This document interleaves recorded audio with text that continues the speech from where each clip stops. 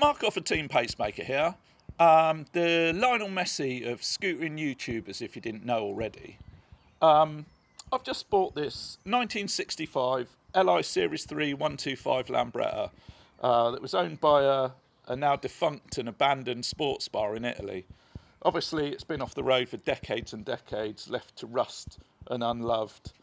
I plan to get it running again, get it back on the road, and then ride 1,000 miles through England, Wales, Ireland, Northern Ireland, to end up at the Lambretta Euro in Scotland this year. And what more apt scooter to take to Scotland than an alcohol-themed one? I'm not saying that our Scottish scooter brethren are all alcoholic beer monsters who eat deep-fried Mars bars for breakfast or anything.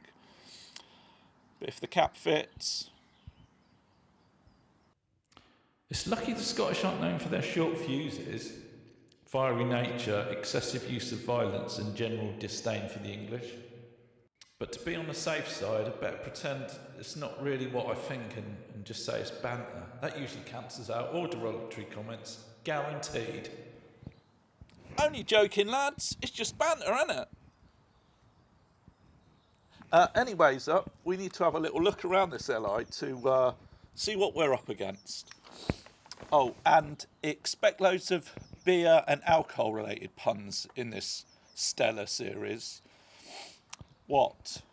Listen, you knew what you were getting into when you subscribed to this channel, so don't get bitter.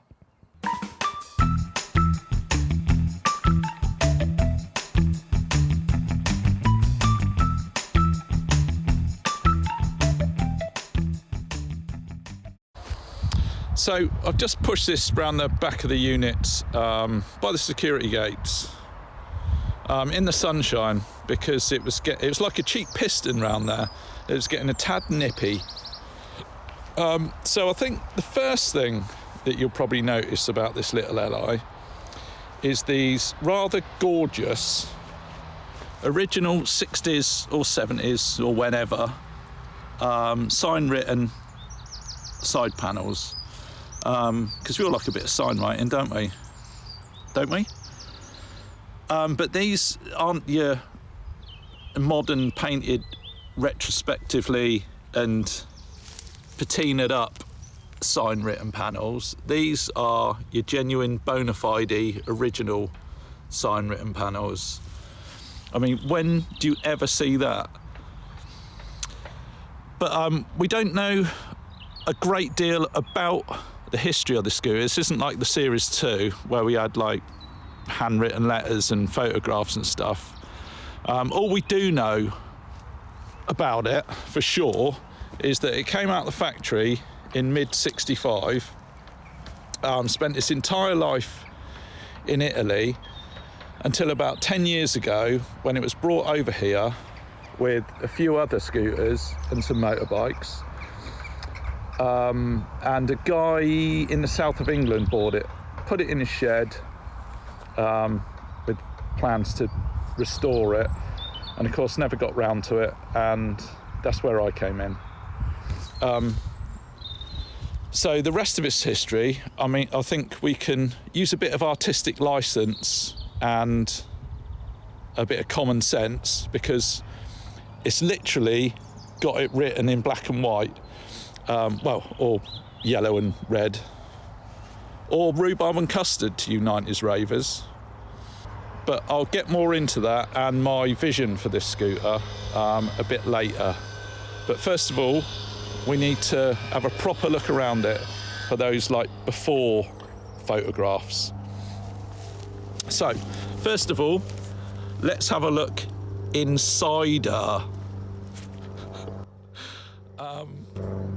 So this toolbox is either locked or it's seized up. Whichever way, I better get my Scooter Boy skeleton key out for this.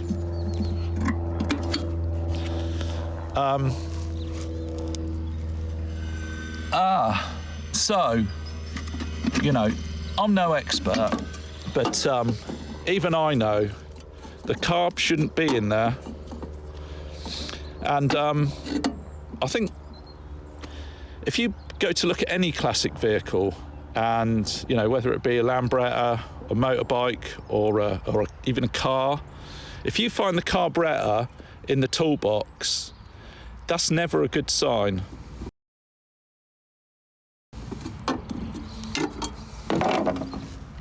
What else have we got in here?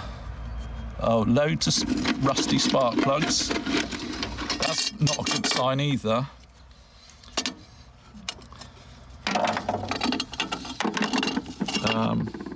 That's not Lambretta. That, what is that? I recognise that. It's not part of a Lambretta, I don't think. More, oh, that's short reach. That's, yeah, that doesn't belong here. A few nuts and bolts. Lots of dust. Oh, some tank rubbers. What's that? Oh. That. Can you see that? Can't focus on it. It's either the Pope or St. Christopher. God knows what that is. Oh. It's like a grinding wheel. And just a load of rust. Okay. Right, moving on up now. Throttle seized. Switches totally seized. Brake seized. Speedo broken and seized. Gears, oh no, totally seized. Clutch broken. That's a bit of a bummer actually, because trying to unseize these gear housings can be a bit of a nightmare, and because they're so weak, Lambretta headsets are so weak around this part, the cast alley often breaks trying to get these off, because it's basically a steel sleeve inside a steel sleeve, and once they get rust in there, then yeah, that can be a nightmare. Headlight broken, so it's all going good so far. One of the things about this little Li though is it's really straight. These leg shields, I mean, I know they've got a bit of surface rust on them. I reckon they'll come up really nice. Oh yeah, well, you know when I said it's really straight, there might be a small dent there. That'll come out. But it's solid. Oh, and I noticed it's got a hang on. It's got a 400 by 10 on the front, which looks pretty cool actually. It goes with the Li mudguard. But oh, God knows what that's off. It's almost square. I think it's off a wheelbarrow. Can you imagine how that handled? Probably like a Vespa.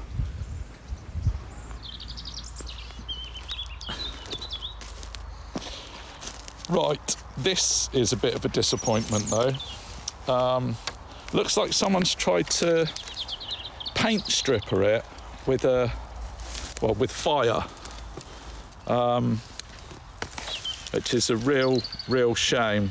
But I think what I'll do is I'll have to take the unpatinaed bit back down to bare metal, spray it or paint it this yellow colour, and then get the old sign written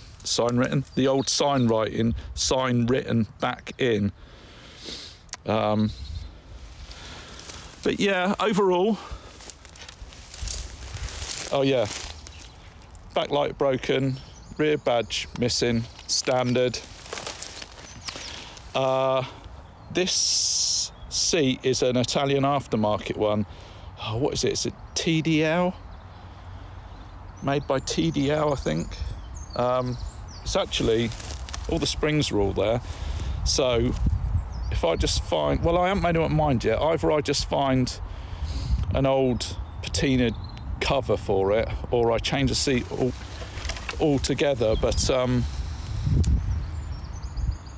I'll get round to that in a minute when we talk about my vision for this scooter.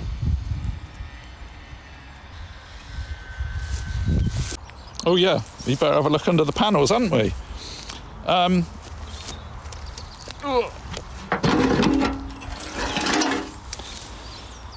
So everything's pretty much there. Oh, apart from the carb, which is over there, and not there. And yeah, also, it's a bit of a bummer that someone did remove that carb, because something's been living in the inlet manifold, which isn't too bad in itself, but it does mean that that's been open to the elements, so that goes straight down into the crank. So if water, condensation, etc., has got down into the crank and the big ends, it's going to be totally trashed and completely useless, which is a bit of a bummer, because I did have, what I wanted to do on this one is the same as the Series 2, so get it running as is, ride it to Oxford and back, and then strip the engine and rebuild it to go the 1,000 miles to Scotland. But if that, I mean, if the piston's at bottom dead centre, I guess it will have stopped too much moisture and water getting down into the crank. So it might be all right, but if it's at top dead centre, that is just like a big hole all the way down to the big end and crank, and that's, yeah, like I said, it's going to be trashed. So we'll just have to see in a minute when I get down to, well, when I get more in depth into the engine. So yeah, on that note, let's have a look around the other side.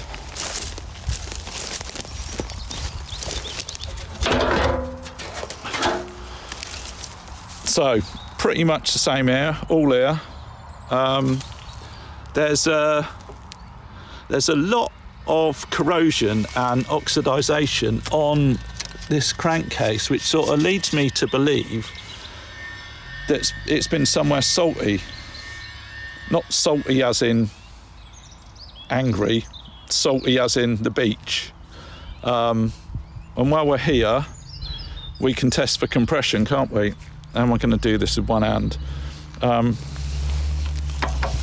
Okay. How I ain't going to be able to do this. Hang on.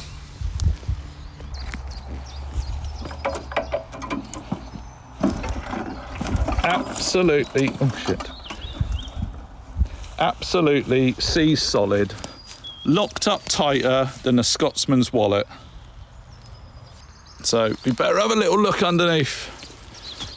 Let's put it on the ramp again.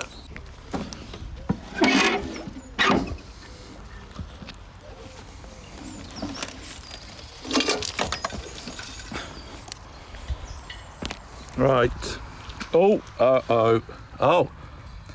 It's got one of those Italian racing exhausts on it, look. Oh, shit. Uh-oh. Yeah, again, even I know that's not supposed to look like that. Oh my.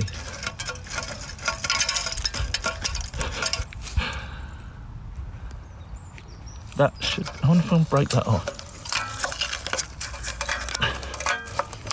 So, should be able to see the piston. Oh. Okay. Apart from that, it looks pretty dry actually. Definitely been no oil leaks on this one.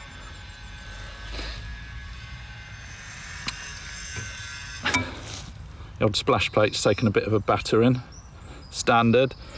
You got surface rust, but it's nothing major. Oh look, we got the original brake light switch for a change. Yeah, so apart from that, it looks pretty good under it. Also, bit of a weird sound. Okay. Yeah, hang on then, I'll just put it back up.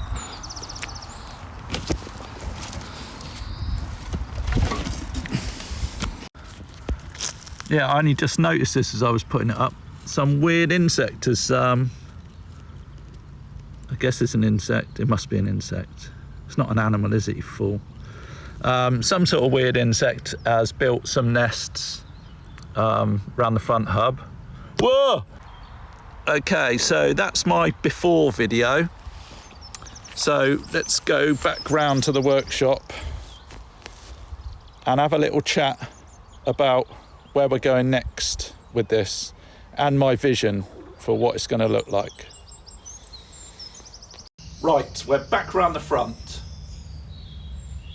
And not only is it nippy round here this morning, like a cheap piston, but it's also quite dewy. But this is a classy channel, so we will not be going down that route. But what we're here to talk about is my vision for this scooter and where we're going to be going with it. So, you ever seen that Moretti Beer commercial?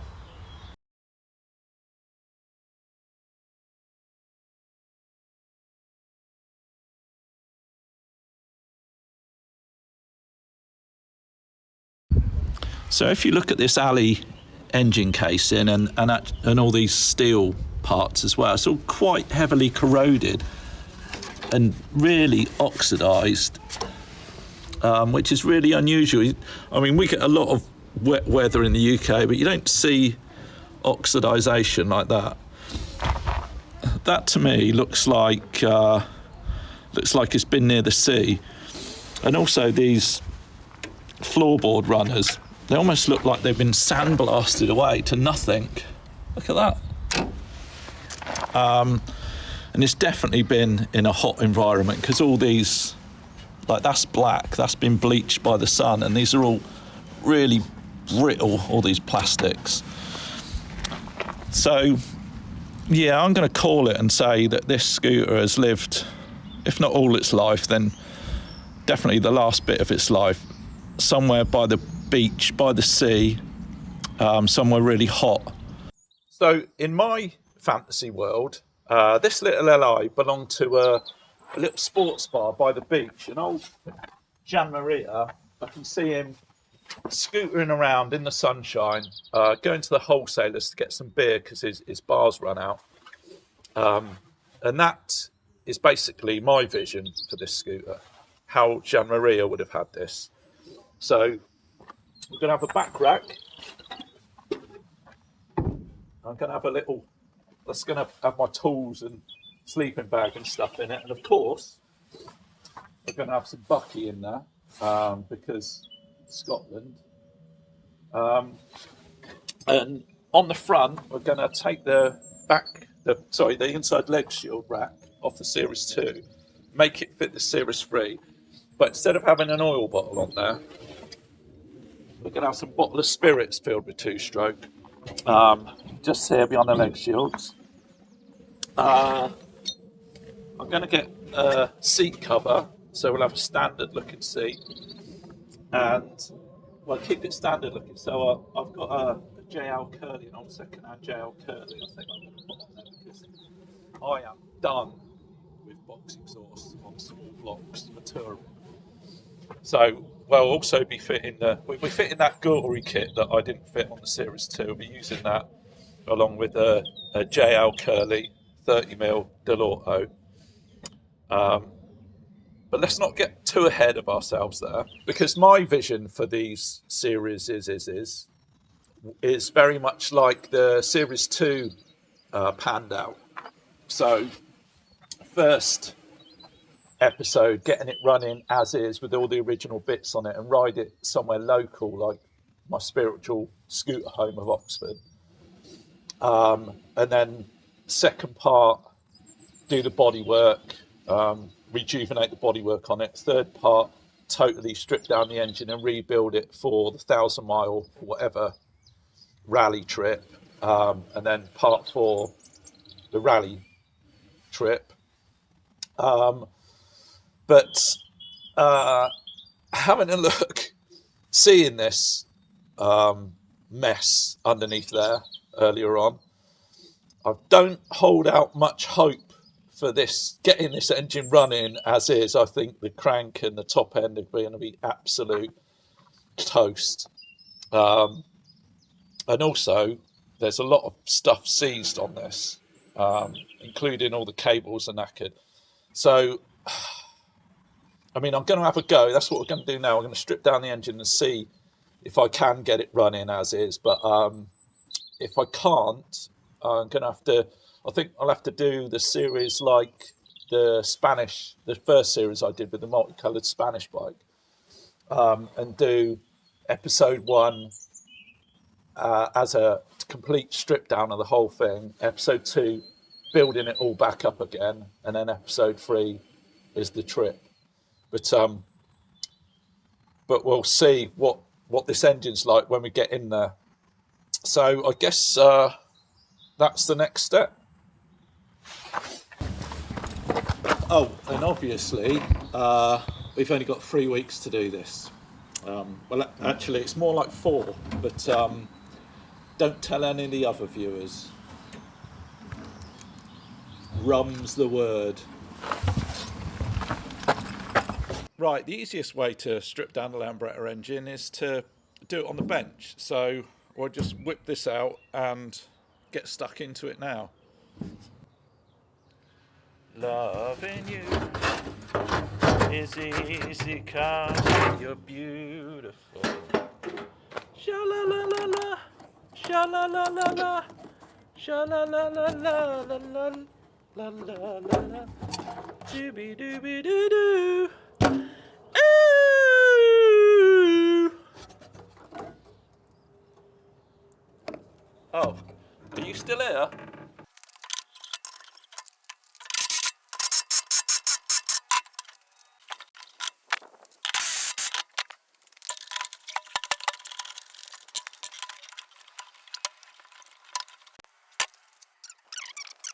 So that's the main engine bolt removed. They come off relatively easy, although I bet you any money that is seized in there. 2 shocker bolt nuts off. I bet you that's seized on there as well. And the only other thing is these, usually, obviously, I'd like to save the original cables, but I'm going to have to fit new ones because these are toast. And one's already been replaced. Lambretta crime there, putting a black cable on an Li, so I'm going to have to replace those. Weirdly, the rear brake cable is completely fine, but we're going to have to remove these very delicately to fit new ones. So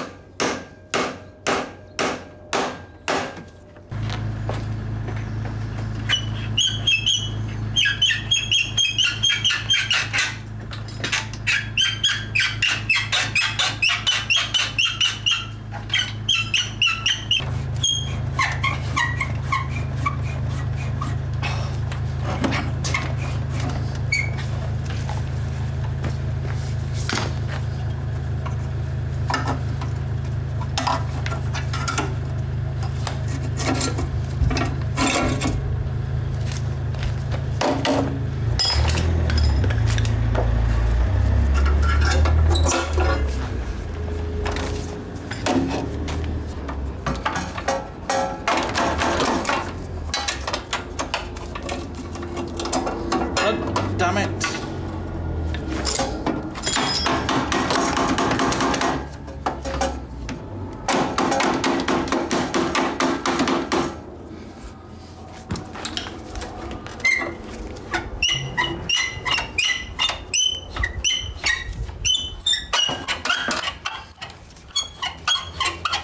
There it goes.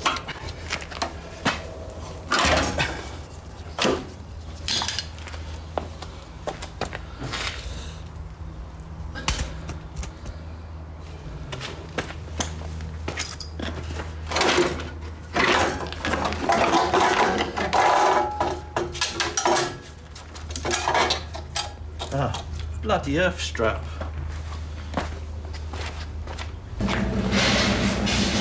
Right, let's try that again. Whoops. Right, earth strap off. Let's try that again. No, that's, yeah. Taddy, yeah. Hang on.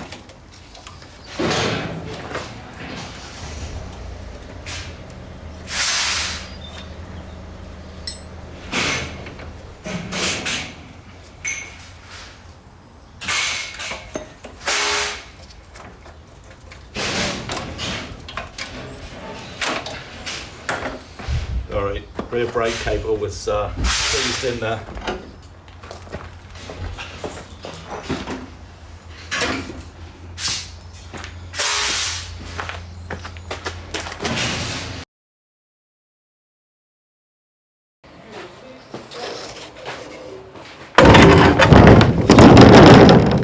Right, there she is.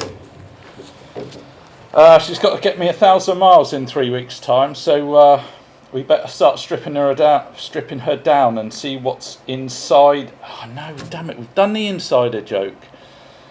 Okay, take two. We better be careful when we're stripping her down, not to break anything. It's going to be a whiskey business. No? Okay.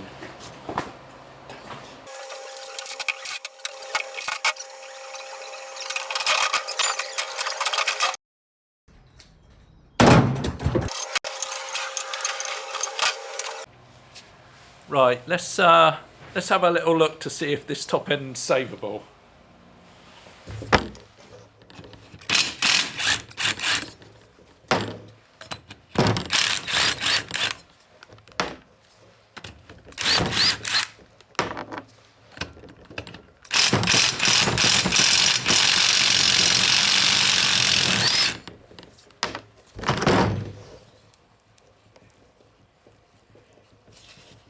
Oh, hang on, gonna need a pry bar.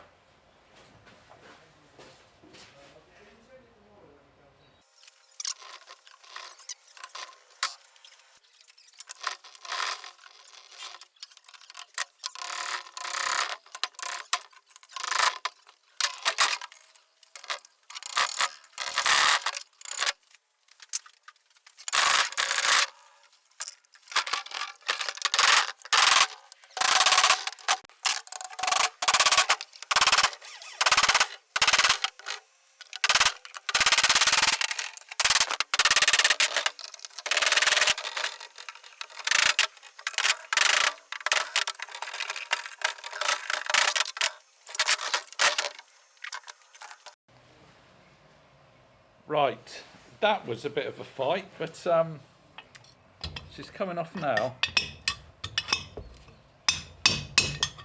Obviously, you don't usually use a hammer and chisel to take a Lambretta head off. Ooh.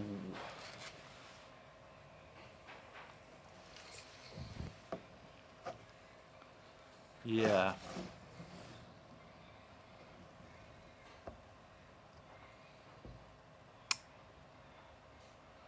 I think I'm going to have to cut that off with the angle grinder, because that is not moving.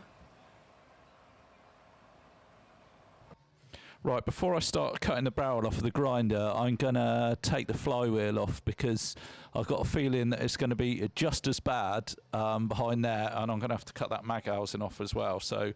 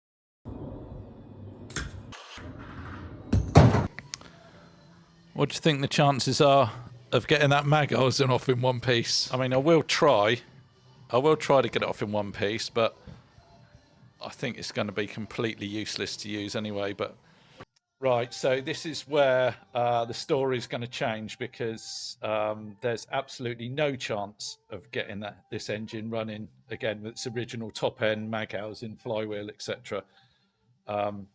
It's absolutely effed. So I'm going to just completely strip it down, get it blasted, because it's really heavily corroded. You can tell by the mag housing, it's been in a really corrosive environment. So yeah, get it vapor blasted and build it back up. So that's a bummer, dude, but it is what it is.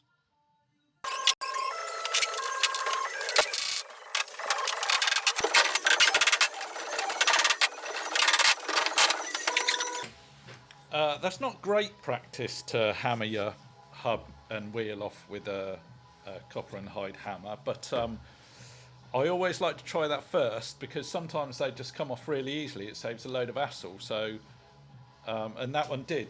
So I was justified. At least something's going right.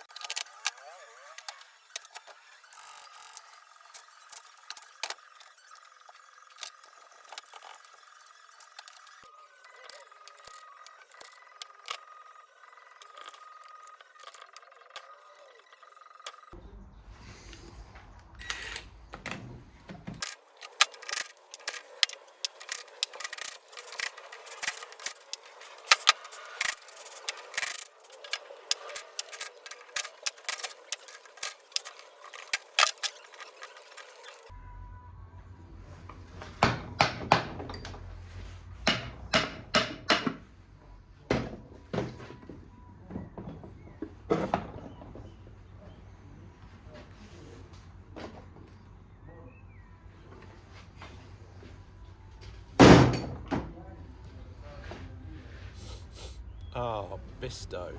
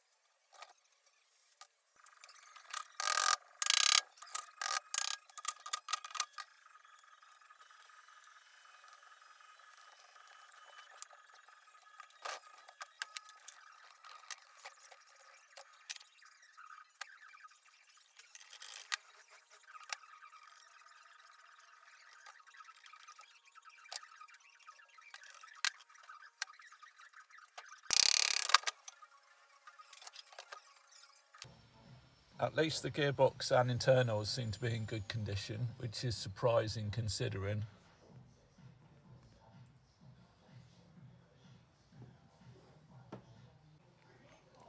Right, before we get into this, removing this top end, I thought I'd better just show you the state of this barrel and piston. I think we'll both agree that this is more toasted than the toastiest toast than I've ever toasted. And I like toast. And while we're on the subject of toast, I think this mag housing is toast as well. It's got chunks missing out of it. It's got a couple of bolts broken off. Oh no, that's on the other side, sorry. It's got a couple of bolts broken off, and it's heavily corroded in there. And I was going to try and save it, but because how I've got to get this barrel off, I think I'm going to have to sacrifice it. I mean, mag housings are 2 a penny anyway. You can get one anywhere, and it'll probably save me a lot of grief in the long run. The only other thing is, I've got a slight issue with the crankcase again, a bit like the Spanish Series 3, because there seems to be a massive crack and split just there underneath the crank that I've just noticed. So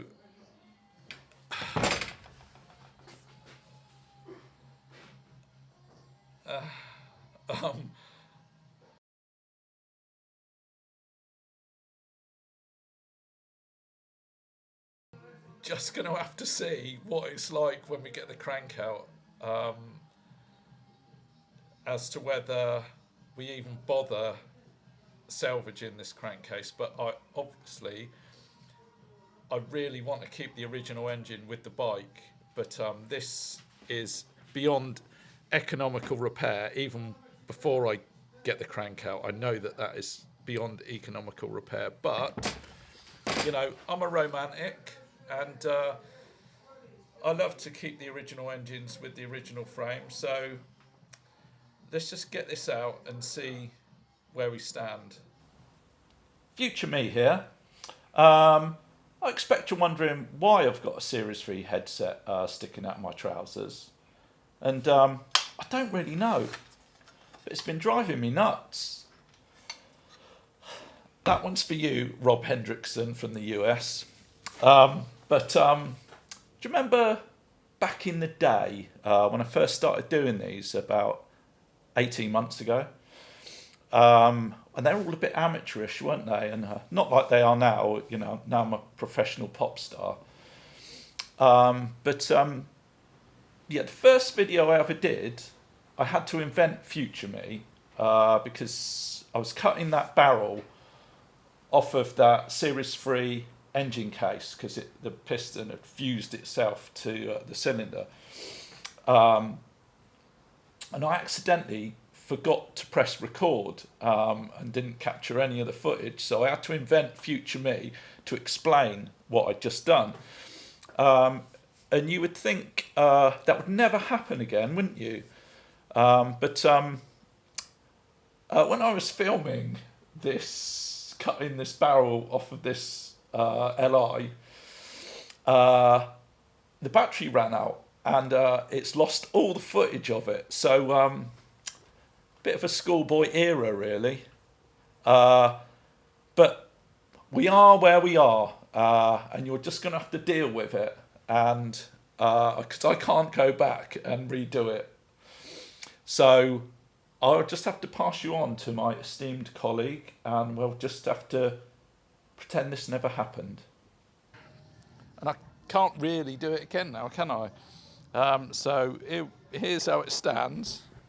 So, like I said, I took the 9-inch grinder to the top end, and you missed it.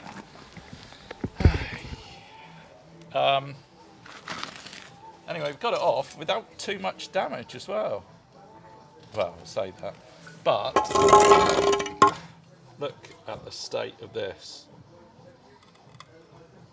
I mean, I hate to admit it, but I think that is unrepairable. Am I going to have to get a new crankcase? Because that is bad. Let's just try and get the crank out. I've already got it, been smacking it with a hammer, which you missed as well. And there is a bit of a gap between the crankcase and the mag housing now, so let's just have a look if I can get it completely off.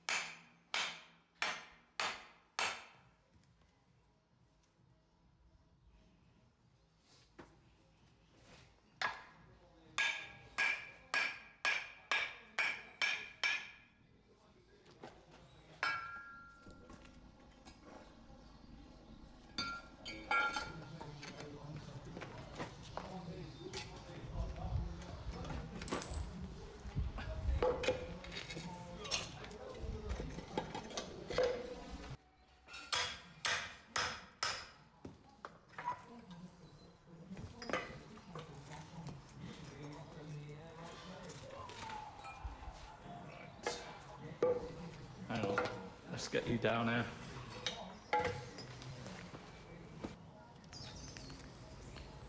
State of this. You know, I said I thought this had lived by the beach, or well, by the sea. I think it might have actually been living in the sea. But this is only fit for the bin, really.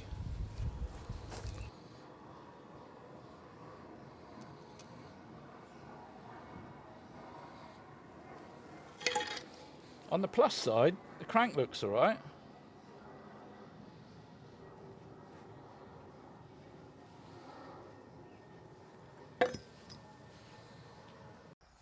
I think I'm 100% justified in butchering this mag housing as well, because that would never have sealed. Also, the circlips hanging out of it. Right, so that's the end of day one, and that's the aftermath. So we've got to have a little bit of a tidy up in here before we go any further. But you've got to break a few eggs to make an oyster.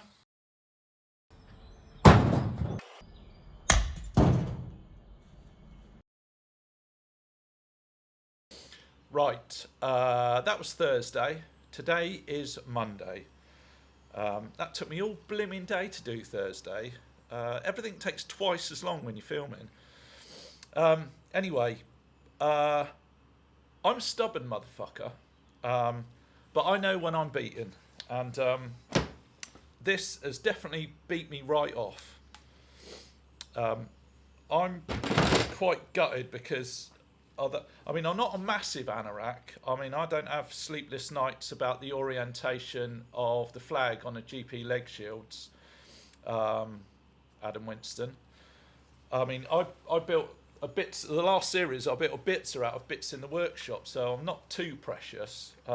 But this is a very original machine, and I don't know why it's so important to me, but when something's really original, it's got the original engine with the original frame, that for some reason is really important to me. So I'm gutted that I can't use this, because like I said, it's like running your fingers down a blackboard, taking the original engine out of the original frame that it left the factory with. So yeah, bummer, dude. But anyway, shit happens. So in the meantime, I have managed to get this very excellent reconditioned engine casing, and it is actually for a LI125 Series 3 made in the same year as my frame, so it's not quite in the right number combo, because you'd expect on an LI for it to only be 200 to 500 numbers away from your frame, and this is probably a few thousand away from mine. But potentially it was in the factory at the same time as my frame, so that in some way makes me feel warm inside. And it's been vapor blasted, which is blimmin' excellent and really good nick. See, that's what it's supposed to look like inside the crankcase. Yeah, really good nick. So thank you very much, John Greenwood from York, who well, I only saw this on Marketplace on Friday, and he managed to get it to me by Monday. So much appreciated, mate. Because now, I mean, it's blasted and everything, so we are ready to build it up now. But we won't be doing that in this video, because this video is the strip down video. So, and the next video will be the rebuild video. So this is as far as we're going to go with the engine in this video, and we now have to like slide over. The fuck did that come from? We now have to move over to the bodywork side, because I've got to start on those panels, because they've got to go down the sign writers, because we've only got about 3 weeks, and you know what painters are like. Right, because I had a bit of a drama with the Series 2 headlight reflector. It was some sort of early Corello reflector and bulb holder, and I couldn't get a match for it, and I ended up getting it re-chromed in the end. And because I don't know much about these early Li Series 1, 2 and 3 headlights, I'm more used to SXs and GPs, I just saved myself a lot of time and effort, and I think I'm just going to get this original one re-chromed. So I'm just off to the chromers in a minute.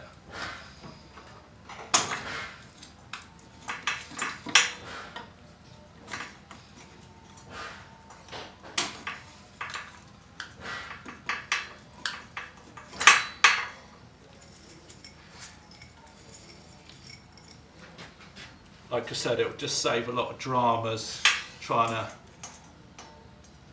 either match one or get a remade one that's, you know, is never going to fit anyway.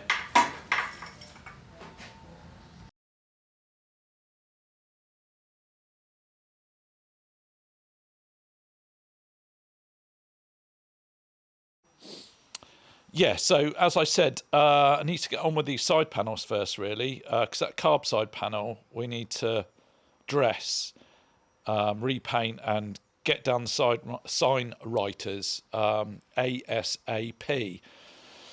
But before I do that, I think I'm going to clean them off. But I need to be really careful with these, because that original sign writing, I really don't want to damage that at all. So obviously, I'm going to be using a Brillo pad. Look, you saw the Series 2 video, you know where I'm coming from. It just gives it a really light, it just cleans off that oxidization and a lot of that ground in dirt, and it will get all the colours out. But I just, yeah, like I say, have to be really careful.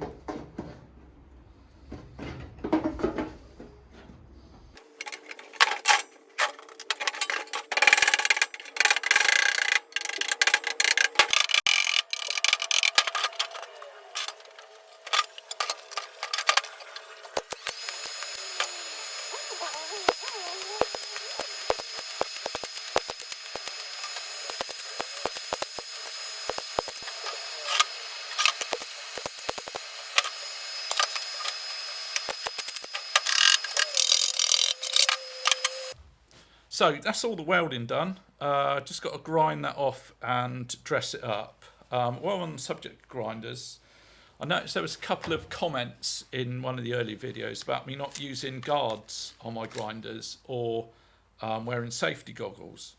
And I personally can't use guards because of the work I do and I have to get into small spaces here.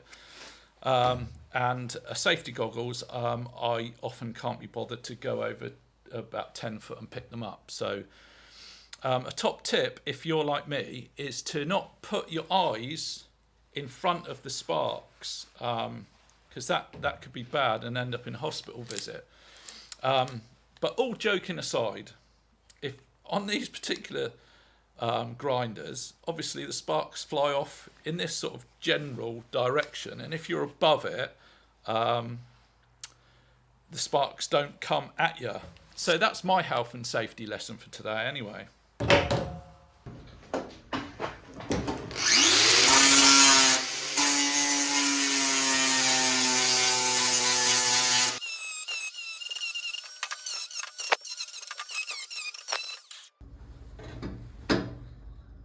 Yeah, so no issues with that one whatsoever.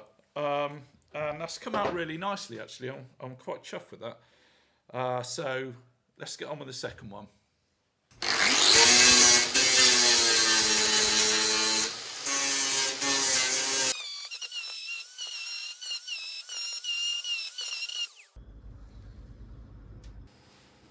So that's the second panel done. Where are you? So that's the second panel done with no issues whatsoever. And now it's just a case of brilloing them up, putting a bit of primer on that panel, and getting them down the signwriters. Jesus.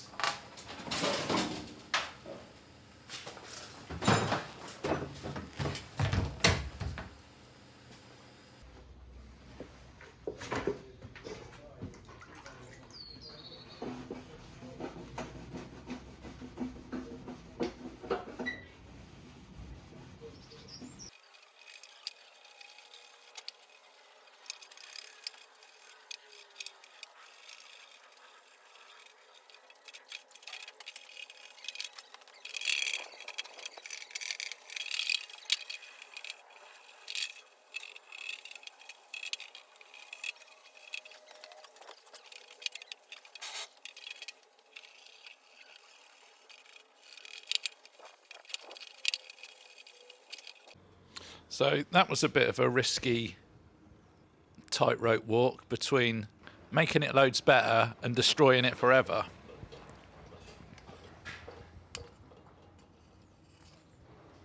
But you can see the difference. The colours really come out.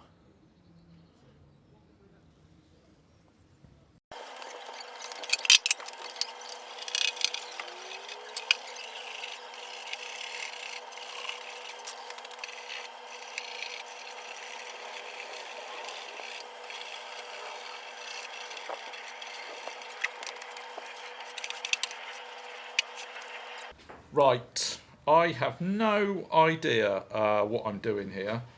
I've got a basic knowledge of paintwork, filling and spraying and welding up body panels, but I've no idea about this patina look and how to get the best out of this.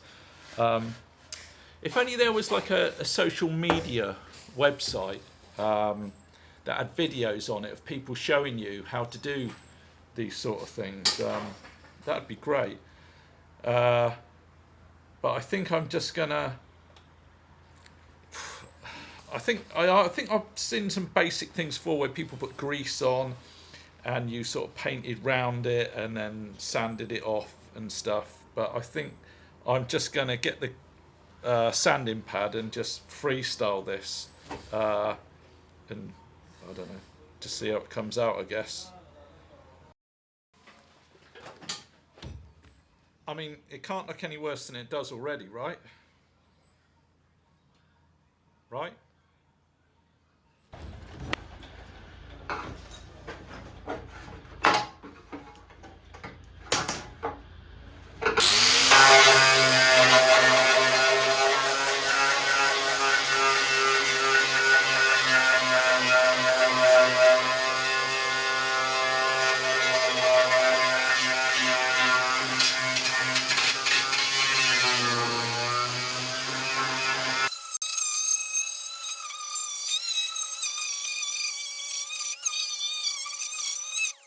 Right, sorry, I had to finish that off camera because I had to move it around our camera shot. So I've got it down to bare metal. Well, the bits, the rusty melted paint bits, I've got down to bare metal and left the lovely patina paintwork there. And like I said, I have no idea what I'm doing, and I'm basically just winging it. No change there then. And I know you paintwork guys are already having kittens, but this is how I'm going to primer it with red oxide, like you put on RSJs. And there's a reason for that, because I've got some red oxide here to paint some RSJs. But apart from that, it's a really good rust killer. I think it's got lead in it. I think it kills corrosion because it's got lead in it, I think. I read it on the internet. And also it's really thick and really quick drying, so, and it is an excellent primer. So here goes nothing.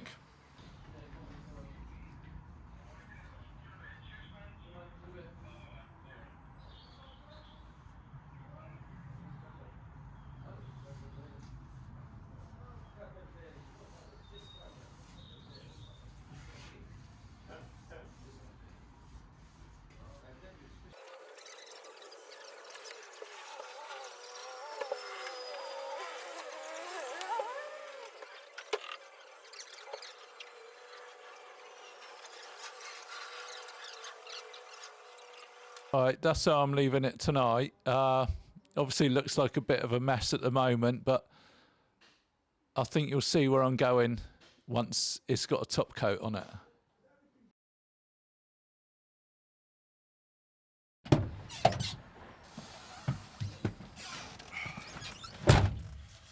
Morning. Another really early start. And talking about that, I don't know whether you noticed the Buy Me a Coffee link that I'd posted up at the top of the page a couple of weeks ago. But I'd just like to say thank you to a couple of people that have donated already. Barbel Burt, Derek Walton, Inside Out Reindeer, which I'm not sure that that's your birth name, and Tat at tatlight.co.uk, which that's definitely not your real name, but much appreciated, and thank you very much for your really generous coffee donations. Oh, and also Chris Lindemann in the US for your super thanks donation. Thank you very much. Much appreciated. That really does help with this very expensive YouTube hobby. So we really do have to hit the ground running this morning. So I guess we better get cracking.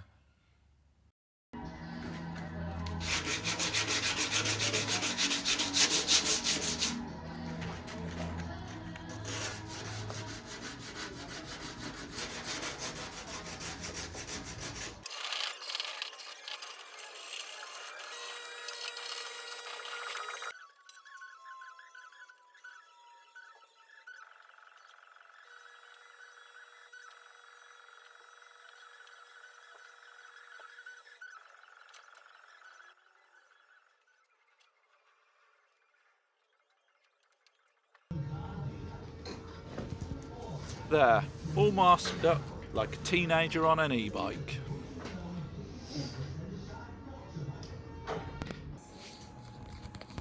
I can't get a perfect match for this, but this is about as good as it's gonna get.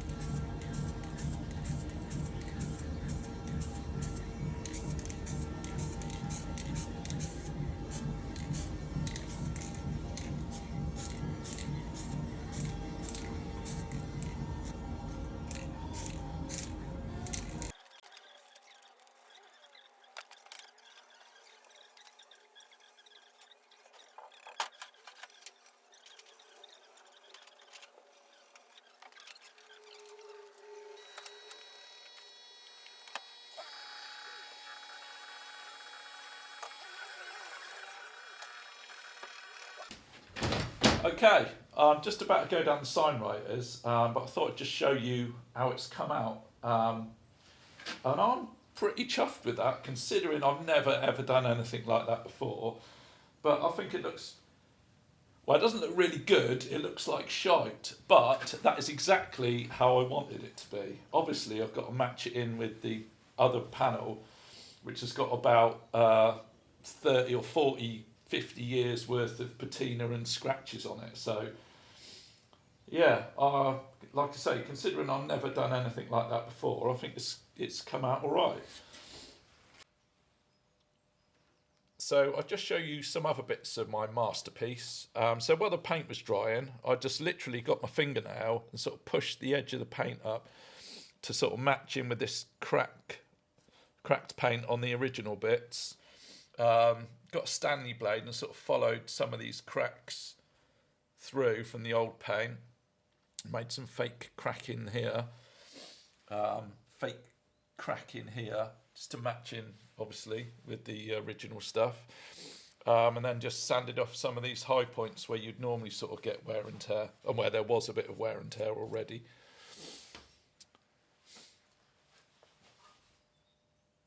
So now the story that I know you've all been waiting on tenterhooks for since I told you about it in the last series. The story of the panel handle. So last year I got an email out of the blue from a guy called Ray.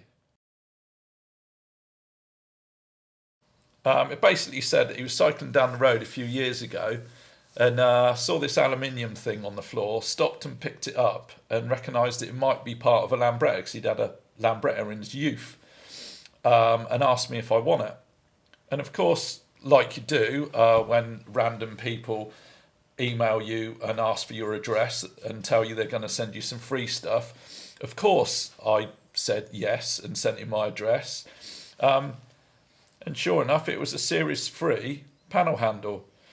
And what do you know? A few months later, I buy this LI and it's got a panel handle missing. What are the chances?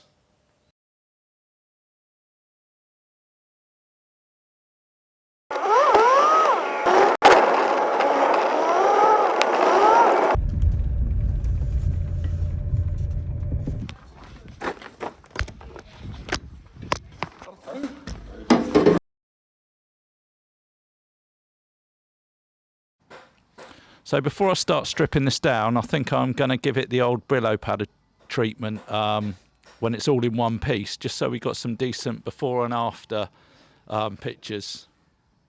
Right. I don't need to explain myself again, do I? We've been through this before with the Series 2.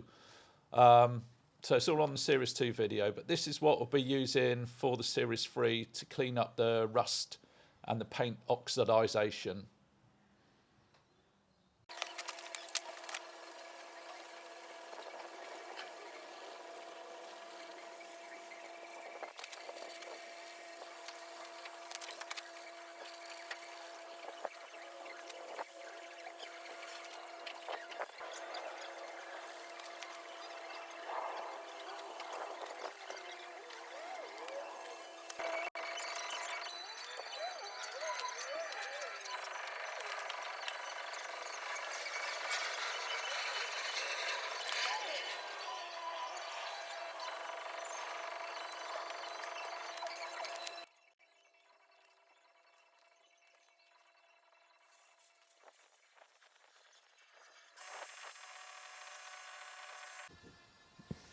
There.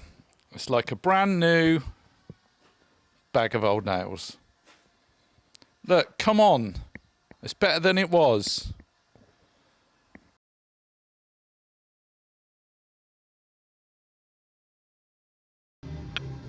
Toolbox off. We won't be needing that where we're going.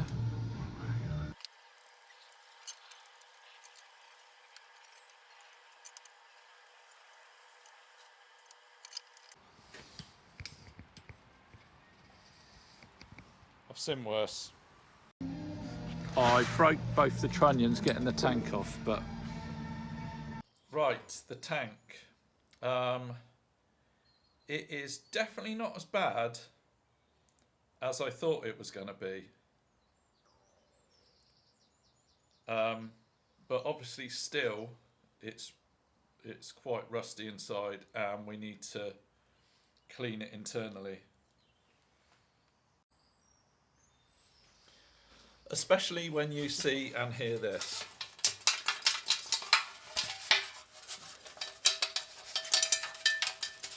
Come out, whatever you are.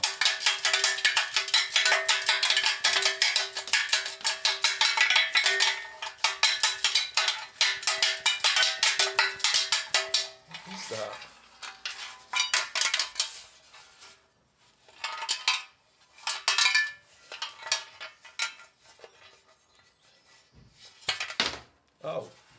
Oh yeah, of course it is.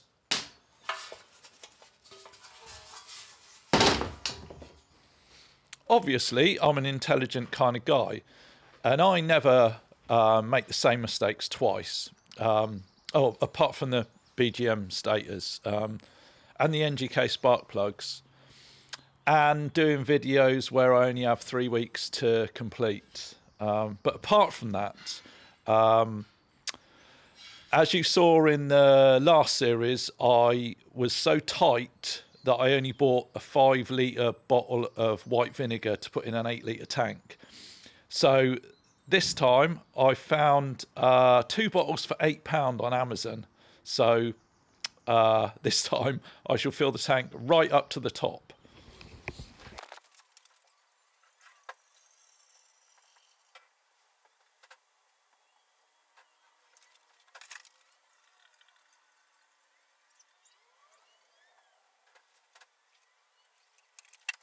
So that's full to the brim this time with white vinegar, and we'll just leave that in the corner of the workshop marinating for a week or 10 days maybe.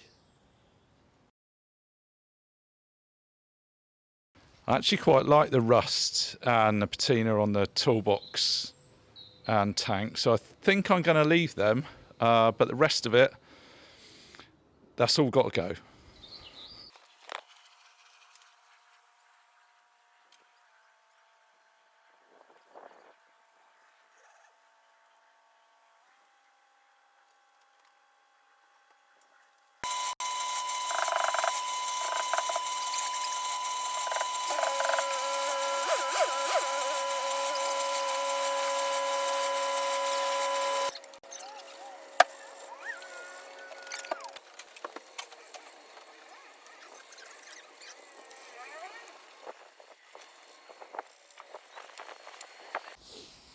I've changed my mind about leaving the toolbox and tank. I don't think it looks right.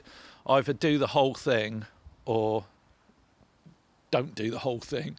But having some of it still rusty and some of it cleaned off just doesn't look right. I've got to say the paint on these leg shields is terrible. I don't know if you can see that on the camera. The mudguard, horncast and stuff looks really good, forks, but the paint on these leg shields is really thin. It's almost going through to the primer. I don't know whether that's the environment it's been in, the heat and sun, or it was just a Friday afternoon job, but it's definitely a lot. There's no way it's the same quality as, say, the Series 2.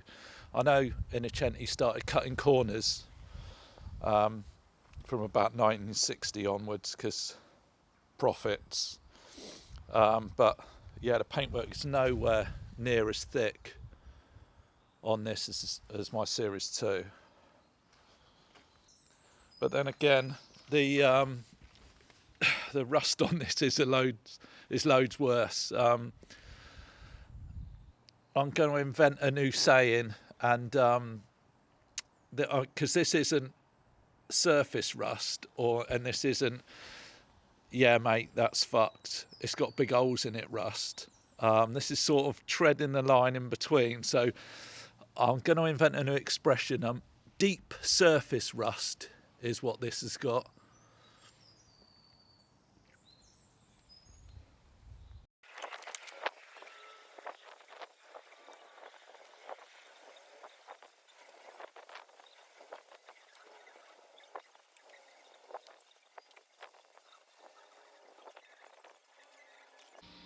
Right, so that's it all Brilloed. Yeah, hasn't come out really as good as I thought it was going to. This paint really is heavily battered. But we're not doing a concourse restoration here or anything. We're just getting this old Lambretta back on the road, trying to preserve it. So it is what it is. Righty ho, headset and forks. We have got a major issue here because I have been banging this for hours. I've been banging this for hours, said the actress to the bishop. I have been banging away at... There's no other way of saying that without it being an innuendo, is there? I've been smashing this... Oh, for God's sakes. Right, I've been hitting it... Right, I've taken the hammer to this for several hours now, and it is not moving, and I am worried... Well, not worried, because I know what will happen, is this cast aluminium headset will break around this point. Because where this is seized is this point underneath the grip, because it's a steel tube inside a steel tube, and when they rust, they just fuse themselves together. And the only way... I mean, I've been spraying WD down 40 down here, but it makes no difference whatsoever. And I mean, I don't want to, but if I have to sacrifice the gear change housing and the throttle tube by cutting them off, then I will, because it's much better. They're two a penny, so it's much better to sacrifice them over the headset bottom, because we really, really don't want to break the headset bottom. And also, I don't really want to wreck these grips either, so I think the way forward, I think, is to try and get these grips off in one piece, the original grips, and then maybe cut a little slither down here, free it off, and then hopefully weld it back up. But if I do have to bin it, then they're not difficult to get hold of. So that is what I'm going to do now.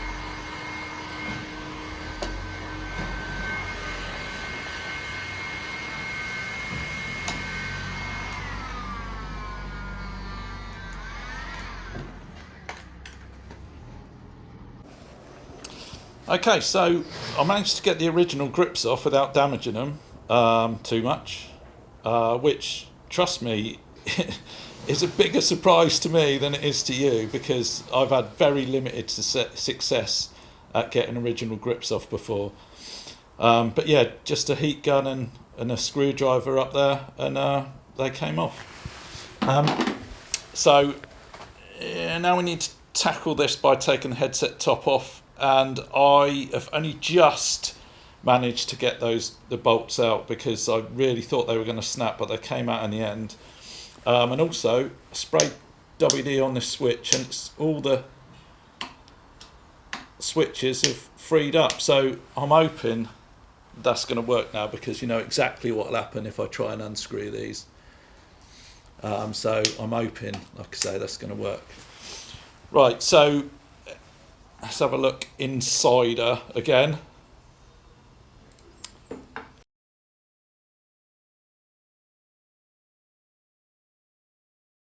Bit of a plant.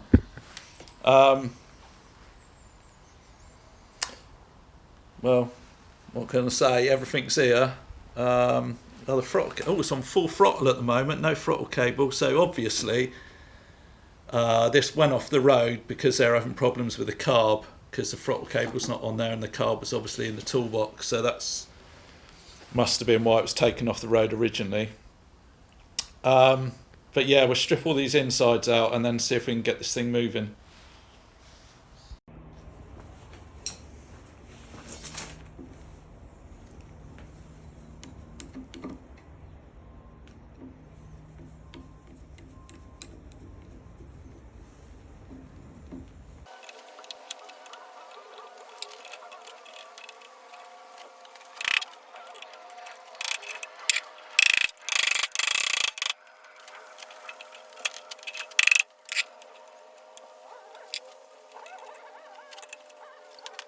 Right, now I'm able to spray WD up the end and down here. I've absolutely soaked it in WD, applied loads of heat, but it's still not budging. And I mean, if you look at this part here, when I pull this about, you can see how weak that is just there. So one last chance. I'm going to get this. I'm going to weld a nut on here and try and slide hammer it off. If that doesn't work, I'm just cutting the fucker off.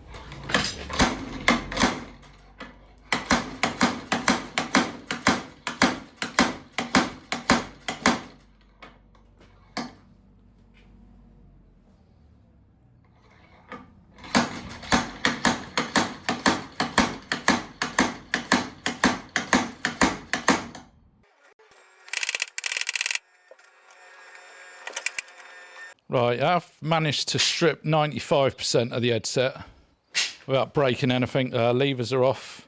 You've managed to get all the wiring out without breaking any bullet ends.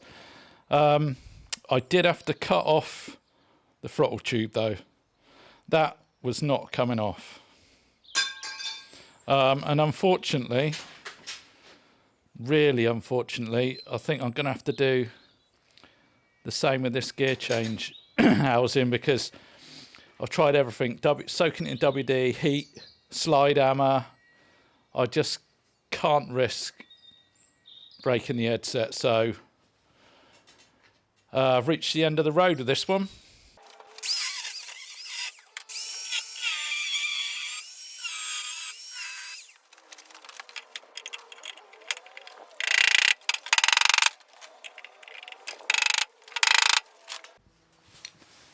So I've had to cut the alley bit in half, and then it's got this steel sleeve underneath it, and I've had to cut that on the top and bottom, and it still won't come off.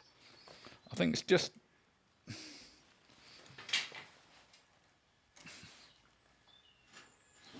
Damn it.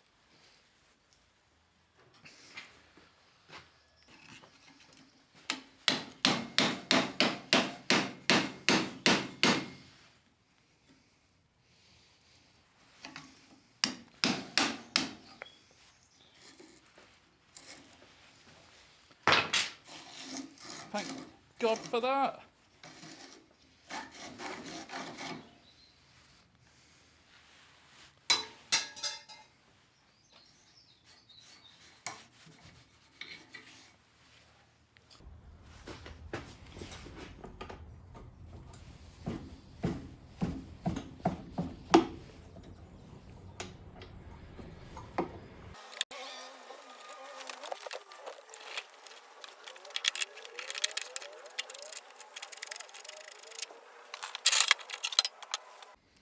Right, that's the headset and forks out, and they came off surprisingly easy, which is a bit scary.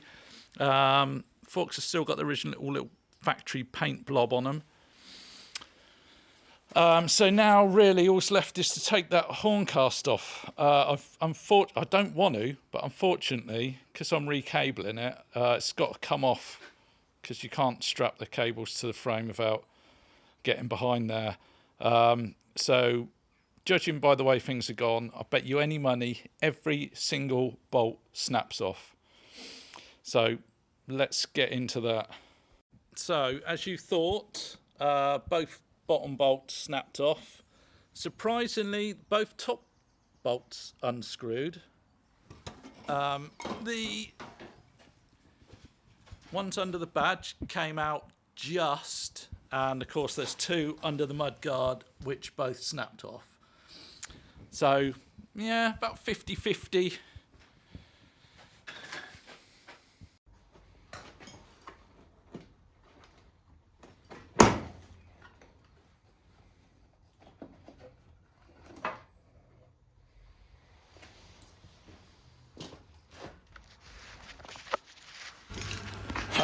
I thought that was an extra cable.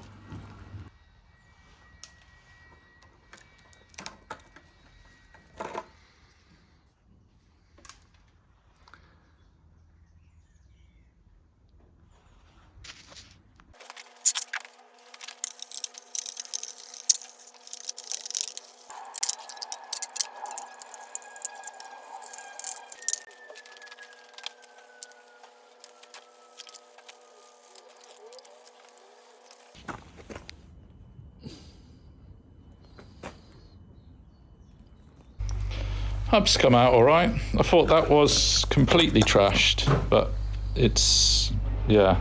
Last but by no means least on the bodywork is the floorboards that seem to be a bit wibbly wobbly. Look down there, bit of a kink.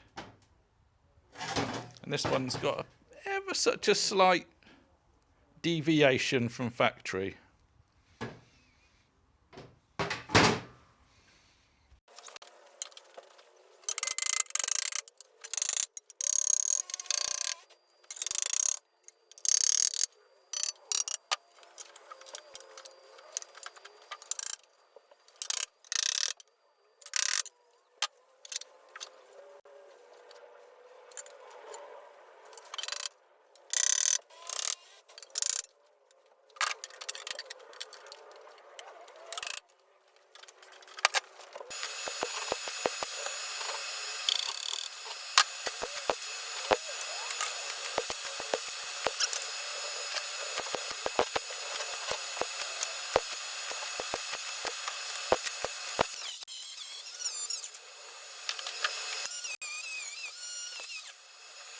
Right, that's them all done. And I'm quite chuffed with those. I would go so far as to say that they are totally adequate. And you can't get better than that.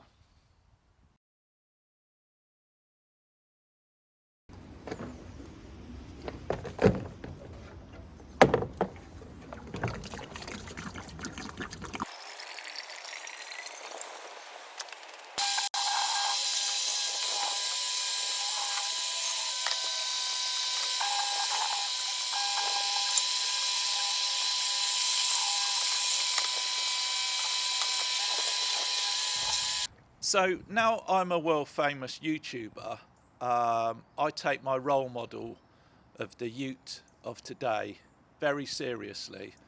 I know my target audience.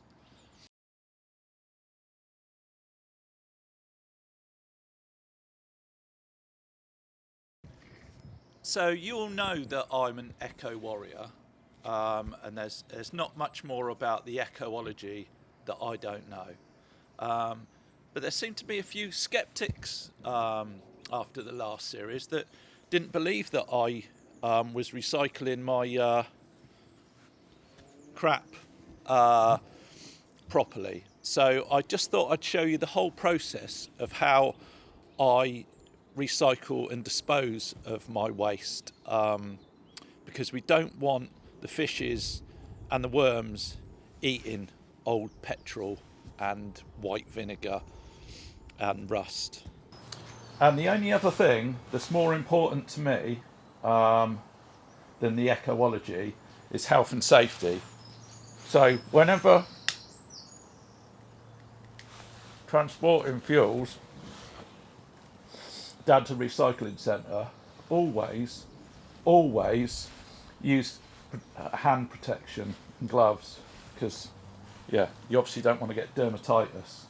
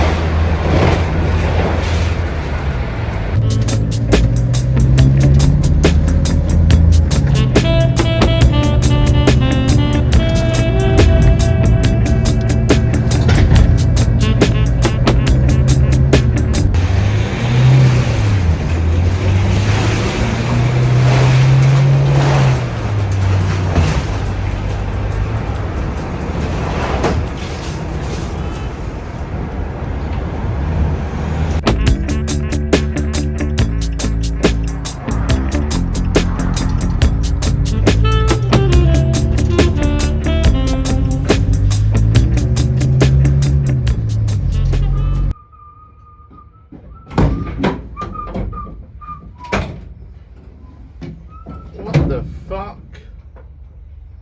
Not again. Oh well.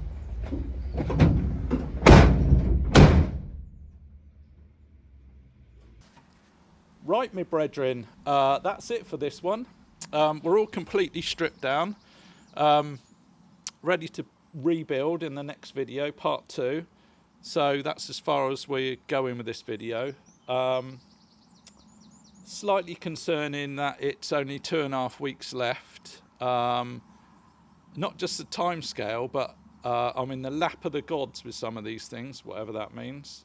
The signwriters have got my panels, got some stuff down the vapor blasters.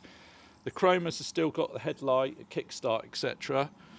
And I ordered some important bits from Germany. Now, you know, in the last video, I said only buy from UK dealers because dealing with people on the continent is a bit of a nightmare when things go tits up. Well, do as I do, don't do as I say. No, do as I say, don't do as I do. Because I ordered some bits from Germany and they've been out for delivery for about 4 weeks now, and I'm not sure when they're coming, so that's perfect. But I don't know whether I'm going to have time to get the rebuild video out before Scotland. We never know. It might happen, but timescale wise, that would be difficult. So you might not see the rebuild video before Scotland, but I'll put some shorts on YouTube, and also now I'm down with the kids and I've got an Instagram page, so I might put some photos up on there. But yeah, that's it. See you in the rebuild vid.